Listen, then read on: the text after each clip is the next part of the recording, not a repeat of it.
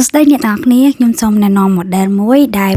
ខ្ញុំគិតថាវាអែមមែនតើសម្រាប់ for movie ដែរនេះដែលលោកអ្នកសាកពេញអាចប្រើបានរហូតដល់3ម៉ោងឯណោះអញ្ចឹងខ្ញុំគិតថាកម្រិតថ្ម3ម៉ោងនេះអែមព្រោះអត់ទាន់មាន projector ណាដែលសាកថ្មពេញឯងអាចប្រើបាន3ម៉ោងទេតែសម្រាប់ for movie ដែរនេះគឺគាត់អាចធ្វើបានតែម្ដងហើយប្រភេទនេះគឺងាយស្រួលមែនតើលោកអ្នកអាចភ្ជាប់ Wi-Fi លេង YouTube លើម៉ាស៊ីនបានហើយ Bluetooth អាចភ្ជាប់ទៅបាសព្រោះដោយសារតែប្រភេទនេះ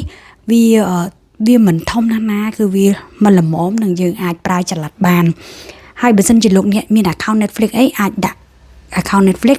ទស្សនាបាននៅក្នុងម៉ាស៊ីននឹងតែម្ដងតើទស្សនាទាំងអស់គ្នាថាអត្ថប្រយោជន៍របស់វាយ៉ាងម៉េចខ្លះនេះបងខ្ញុំប្រចាំងលើបន្ទប់គឺប្រចាំងរហូតដល់3ម៉ែត្រហើយបើសិនជាបងចង់ប្រចាំងលើសពី3ម៉ែត្រហ្នឹងក៏បានដែរហើយមួយទៀតបងអាចអញ្ជើញមកតែដល់ទីតាំងផ្ទាល់បានយើងមាន showroom និង demo សម្រាប់បងតែផ្ទាល់អរគុណច្រើន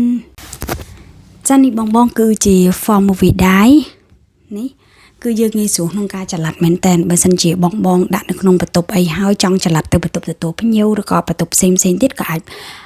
យើងចល័តបានដែរហើយបើសិនជាបងចង់ចល័តទៅខេត្តអីក៏អាចចល័តទៅខេត្តបានដែរគឺទំហំវាប៉ុណ្ណឹងគឺងាយស្រួលមែនតើយើងងាយស្រួលចល័តហើយបើសិនជាបងចង់មកតេស្តនៅហាងផ្ទាល់ក៏ខ្ញុំមាន showroom សម្រាប់បងតេស្តដែរហើយខាងខ្ញុំគឺមានលក់តែបច្ចេកទេសសុទ្ធតែម្ដងអញ្ចឹងមានការធានាត្រឹមត្រូវជូនអតិថិជនចឹងអតិថិជនមិនបាច់ព្រួយបារម្ភពេលដែលគាត់ទិញទៅគិតថាខ្លាចគេអត់ធានាអត់អីពេលមានបញ្ហាអីអត់ដឹងទៅរកណាមិនខាងខ្ញុំលក់អីផ្សេងគឺលក់តែ projector សុទ្ធនិងគ្រឿងតាក់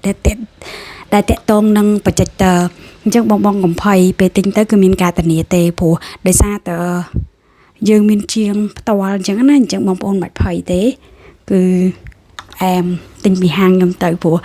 ខ្ញុំមានលក់ projector ដែលបងប្អូនត្រូវការតម្រូវការអីគឺក៏ខ្ញុំមានដែរបងប្អូនត្រូវការសម្រាប់កំសាន្តគ្រួសារការងារប្រជុំបរិញ្ញាគឺខ្ញុំមានទាំងអស់សម្រាប់ឲ្យបងប្អូនអញ្ចឹងបងប្អូនអាចអញ្ជើញមកតែដល់ទីតាំងផ្ទាល់បាន